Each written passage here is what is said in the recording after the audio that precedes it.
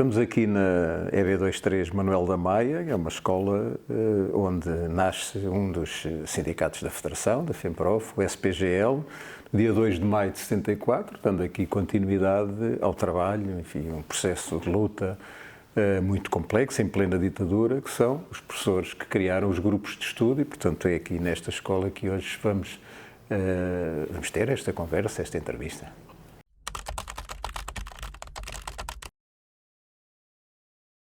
Os professores e os educadores na greve geral tiveram uma expressiva participação na greve geral. Nós tivemos muitas escolas em que as escolas encerraram e encerraram por força da participação dos professores. Não correu tudo exatamente da mesma forma por todo o território nacional.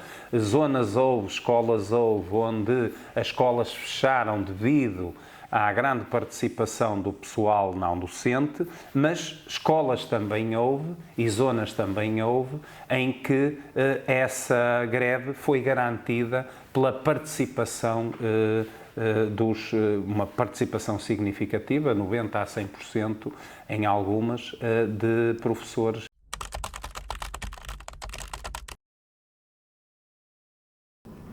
Elas estão ligadas porque os professores são trabalhadores e, portanto, as regras gerais que se aplicam a todos os trabalhadores também se aplicam aos professores e, por outro lado, pelo facto de estarmos em pleno processo negocial de revisão do Estatuto da Carreira Docente, no fundo, as leis laborais específicas da carreira e da profissão docente, como terminar uma negociação, digamos assim, vai ter implicações na forma como vai terminar a outra. E como são processos simultâneos, acaba por haver aqui uma influência de o geral, do pacote laboral, no outro, o específico da revisão do Estatuto da Carreira Docente.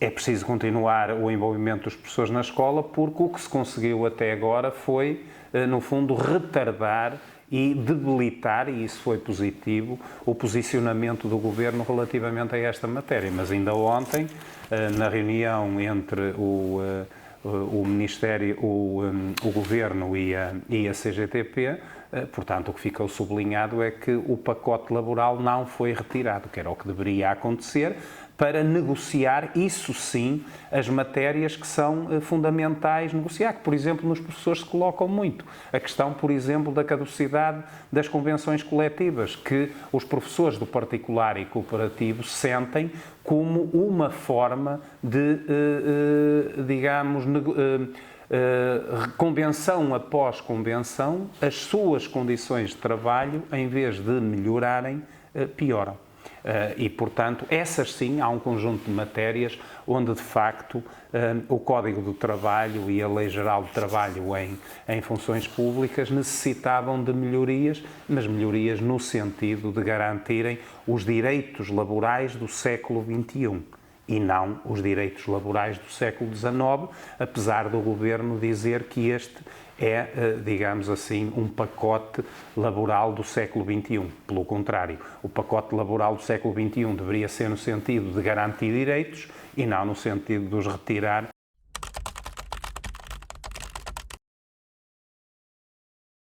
Os dados todos indicam que os números da falta de professores vão se agravando de ano para ano, mas nós até podemos dizer que vão se agravando de semana para semana. Eu recordo que neste primeiro período, que acabou agora há pouco tempo, nós iniciamos o segundo período há pouco tempo, não é?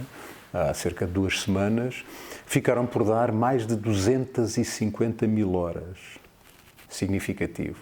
Ou seja, em relação ao período homólogo do ano passado, houve um aumento significativo de cerca de mais de 40%. Nós tivemos semanas onde mais de 100 mil alunos não tiveram aulas, portanto não tiveram um professor ou não tiveram mais do que um professor. Isto são números significativos que se vão agravando. Nós agora vamos ter brevemente os dados do segundo período que nos vão, enfim, continuar a dizer isto.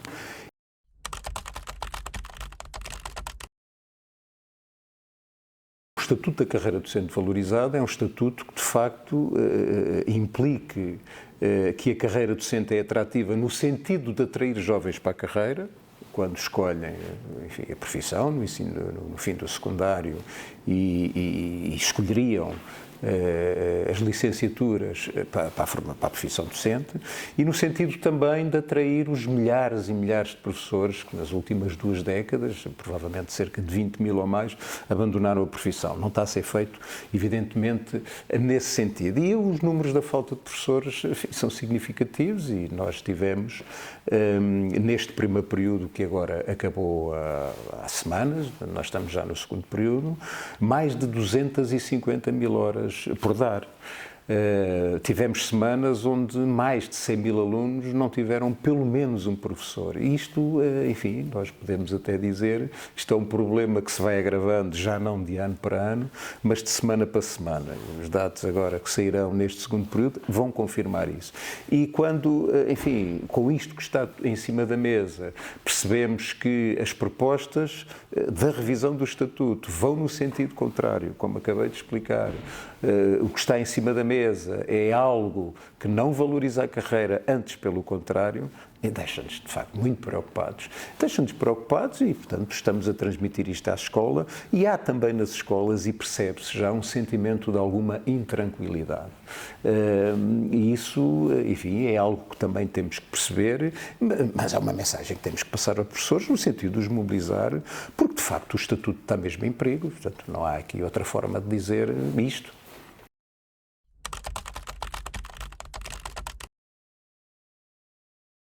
No momento em que se devia iniciar um processo de revisão do Estatuto, como nós exigimos, como os professores o exigiram, que implicava uma valorização do próprio Estatuto, quando nós dizemos que o Governo anda em sentido contrário, e das propostas que conhecemos, de um Estatuto que está a ser negociado à peça, enfim, contra a nossa vontade, e eu recordo que nós não assinámos aquele protocolo negocial que operacionaliza esta negociação, de um estatuto que está a ser negociado à peça. O que nós conhecemos da primeira peça, digamos assim, do primeiro tema, vai no sentido contrário.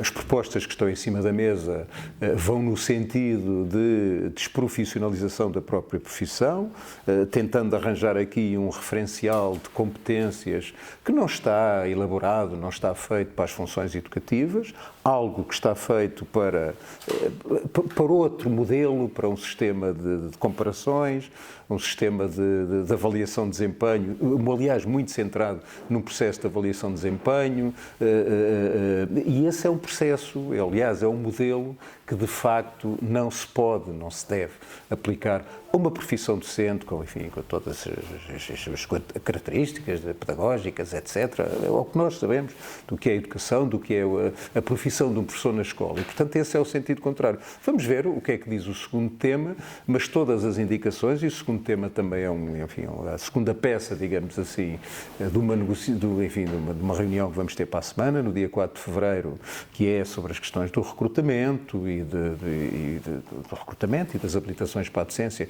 onde nós também já definimos quais são as linhas vermelhas. Eu quero aqui já destacar 2 e anunciá-las também publicamente. A questão, nós nunca vamos admitir que, por exemplo, o recrutamento de professores seja feito, aliás, não seja feito pela graduação nacional, pela lista ordenada, nem vamos admitir que as habilitações para a docência, no sentido de tentar resolver este problema, como aqui já foi referido até pelos colégios privados, no sentido de permitir que qualquer professor, ou aliás, qualquer licenciado possa dar aulas, de certa forma é o que está em cima da mesa, sem uma profissão, sem uma especialização adequada, sem a profissionalização, como é exigido pelo próprio Estatuto. Portanto, nunca vamos admitir isto, o que quer dizer que nunca vamos permitir que diminuam, se baixem as qualificações para a docência. E este é o processo que neste momento está em cima da mesa, é um processo de revisão do Estatuto que não indica que de facto ele aponta para um caminho de valorização, antes pelo contrário.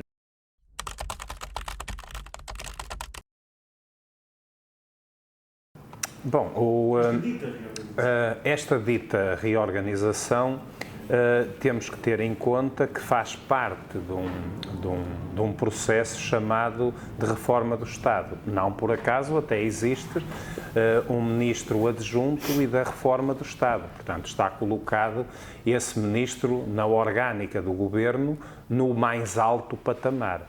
Esta reforma do Estado é algo que vem do PRR, portanto, estamos a falar de um projeto, se assim quisermos dizer, que está enquadrado na própria política da União Europeia para os seus Estados e, portanto, a reorganização dos serviços do Ministério da Educação está situada nessa situação. O que nós conhecemos desde o Decreto-Lei 99 de 2025, que saiu no final do mês de agosto, é que há um conjunto de organismos do Ministério da Educação que foram extintos, estamos a falar da DGAI, da DGEST, do IGF, e que, do ponto de vista prático, de facto, no final do mês de dezembro desapareceram. A DGAI, neste momento, não existe.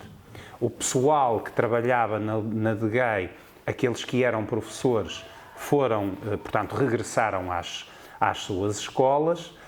Aqueles que não eram professores foram alocados a outros serviços. E neste momento, as escolas, os professores, os sindicatos têm muita dificuldade em ter um interlocutor para resolver questões técnicas do dia-a-dia. Não estamos propriamente a falar de matérias relacionadas com negociação, porque isso naturalmente é tratado com o Governo, mas não há interlocutor, porque a AGSE não tem pessoal, é quem vai gerir, no fundo, a administração educativa, chamemos-lhe assim, vai trabalhar em conjunto com as CCDRs, que também não têm pessoal, e quando tiverem pessoal, vão ter pessoal político, porque aquele pessoal técnico que até aqui existia tenderá a ser substituído por plataformas e por algoritmos. Ou seja, nós no futuro,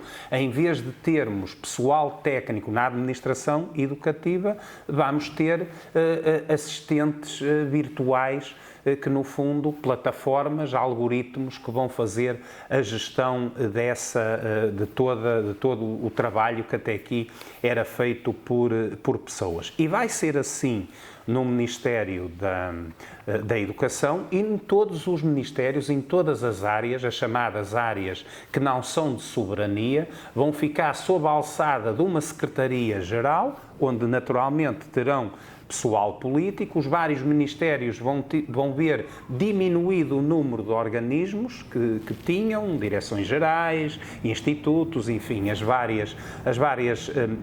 os vários organismos que existiam, vão ficar reduzidos, vão ficar com pessoal político e depois o resto do Estado vai ser feita uma experimentação, digamos assim, no sentido de, através da inteligência artificial, fazer-se uma alteração de fundo na administração pública.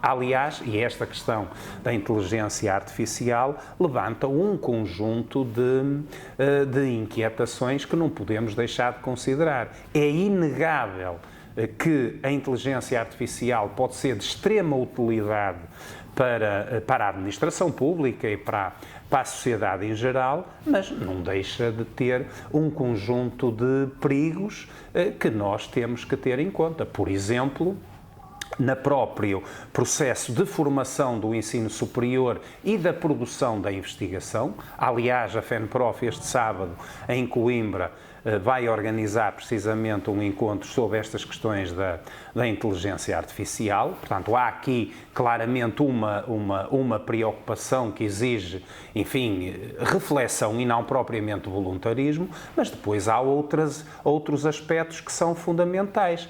Se num processo de aprendizagem, digamos, do ensino superior e de produção de ciência, isto levanta questões, mais questões levanta quando estamos a falar do processo educativo e de ensino nas mais tenras idades.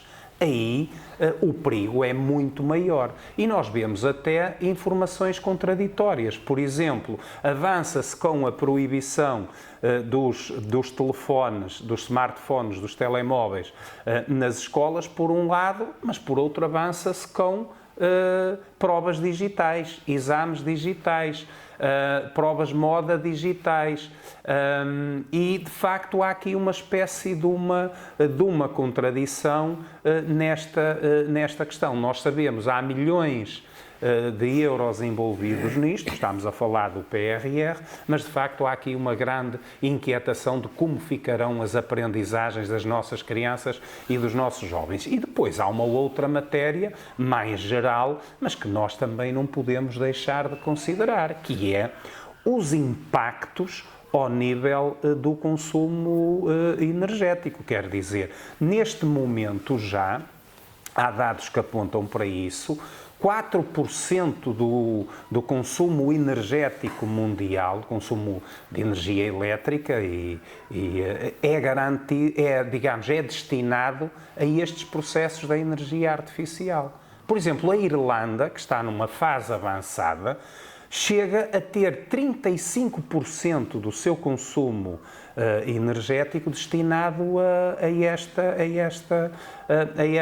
esta matéria. Portanto, há aqui um conjunto de questões que se levantam, seja ao nível do consumo energético, seja ao nível do consumo de água para a refrigeração dos data centers. Portanto, há aqui um conjunto de preocupações que se levantam e se nós colocarmos, como se tem feito muitas das vezes, o mercado, digamos assim, a gerir, no fundo, uma área como esta e não o interesse público que deve ser garantido por via dos Estados, nós podemos estar a caminhar para uma situação muito complicada, a exaurir os recursos do nosso planeta,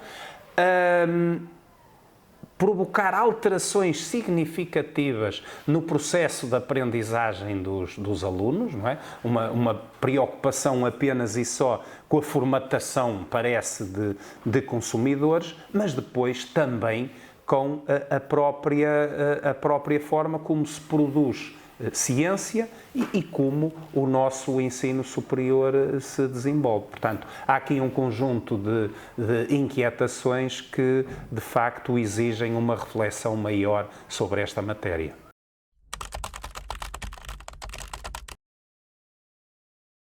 Daqui a dias, o Sr. Ministro anunciou na Assembleia da República um processo de fusão de ciclos, de reorganização de ciclos. Evidentemente que tivemos conhecimento, aliás, pela própria comunicação social, mas esse é um processo que não está isolado de um conjunto de coisas. Nós estamos aqui a falar das questões dos horários de trabalho, de alterações aos currículos, e isso, de facto, implicaria um processo, enfim, de alguma concertação, de alguma conversa que devia ter sido tida, de um processo de negociação com os sindicatos, e não pode ser anunciado assim desta forma. Evidentemente que os professores também ouviram isto, e isto cria nas escolas, num momento desta revisão do Estatuto, que não vai no sentido da sua valorização. Este anúncio de coisas que vão acontecendo semana a semana, enfim, e que caem nas escolas, assim, de forma inesperada, cria, de facto, um grande sentimento de intranquilidade nas escolas e nos professores, num momento em que as escolas precisam é de tranquilidade e não enfim, deste conjunto de anúncios soltos. De facto, vamos ver agora o que é que vai acontecer a seguir, não é?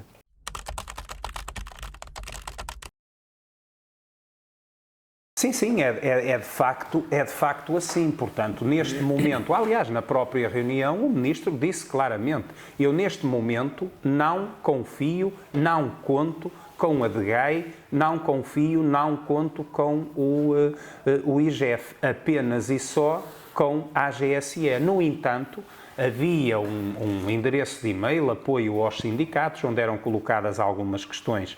Os e-mails são devolvidos. O sistema de atendimento telefónico que a DGAI tinha, neste momento, não funciona.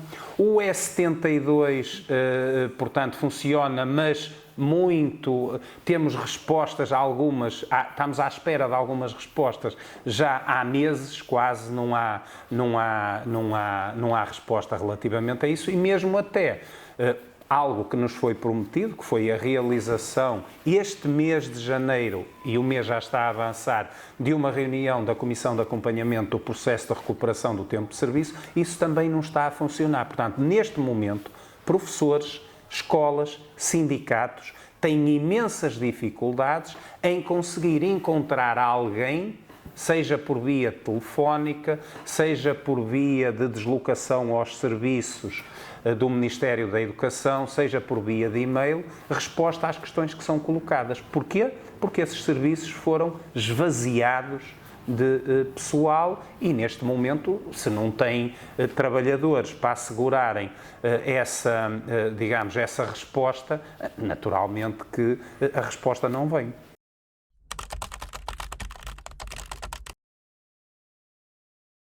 Aliás, uma das questões que colocamos é quando é que há reuniões ou quando é que se retomam as reuniões de acompanhamento da recuperação do tempo de serviço. São reuniões importantes e que resolviam muitos problemas e que, de facto, não temos resposta. Aliás, o que vai sendo dito nas reuniões é que essas reuniões começarão brevemente, mas há meses que essa resposta é dada. E depois questões, evidentemente, que são muito importantes para um conjunto significativo de professores, nomeadamente as questões da profissionalização. Eu recordo que vincularam nos últimos concursos de vinculação extraordinária conjunto significativo de professores para as quais, por exemplo, neste momento não abriram ainda vagas para a profissionalização. Depois questões muito específicas, por exemplo, para os professores da António Arroio e da Soares dos Reis, passam por processos semelhantes. Estas são questões que colocamos, como, por exemplo, uma questão que agora está a aparecer, ainda hoje apareceu na comunicação social, a questão do português língua não materna. Neste momento nós temos nas escolas um conjunto significativo de alunos migrantes que não têm acompanhamento, portanto não dominam a língua e que, enfim, a própria legislação, uma portaria que saiu em 2025, diz claramente da importância do acompanhamento que tem que ser dado a estes alunos e isso não está a ser feito nas escolas. Estas e outras questões são questões que costumamos levar recorrentemente para as reuniões com o Ministério da Educação e para as quais não obtemos resposta. E, portanto, este também é um processo que decorre, por exemplo, neste momento, do apagamento, enfim, do encerramento de um conjunto de estruturas, e como já foi aqui falado, dentro da própria estrutura que é o Ministério da Educação, direções gerais, com o qual nós conseguíamos falar, telefonemas, enfim, elementos, pessoas lá dentro, que nos davam de vez em quando algumas respostas, problemas que conseguíamos resolver e que isso de facto deixou de acontecer pela extinção dessas estruturas e pela criação desta superagência, com todos, enfim, com tudo o que isso traz e que já foi aqui muito bem explicado pelo Francisco, mas de facto é um problema que acresce e que vai agravando todos estes que já fomos aqui referindo também.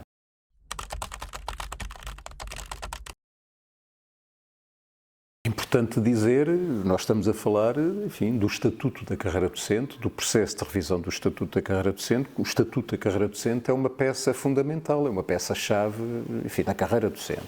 Aliás, nós estamos aqui numa escola onde, enfim, estiveram aqui professores que antes do 25 de Abril, em plena ditadura, uma das reivindicações que, enfim, que tinham em cima da mesa era a questão, enfim, da vinculação, mas anunciavam já a importância de ter um estatuto de carreira. E eu recordo que, logo após o 25 de Abril, um dos momentos, enfim, mais importantes da luta que norteou ao longo de anos, enfim, o processo de luta dos professores, foi a construção de um estatuto da carreira docente. E não foi fácil. Teve altos, teve baixos, mas os professores conseguiram, com muita luta, durante, enfim, que durou muito tempo, ter um estatuto de carreira docente. E é esse estatuto que está em perigo. Nós estamos a alertar os professores, estamos a dizer claramente, e isto, evidentemente, além do processo de negociação que decorrem, onde nós estamos, como é óbvio, envolvidos, enfim, com propostas, como sempre o fizemos, não é?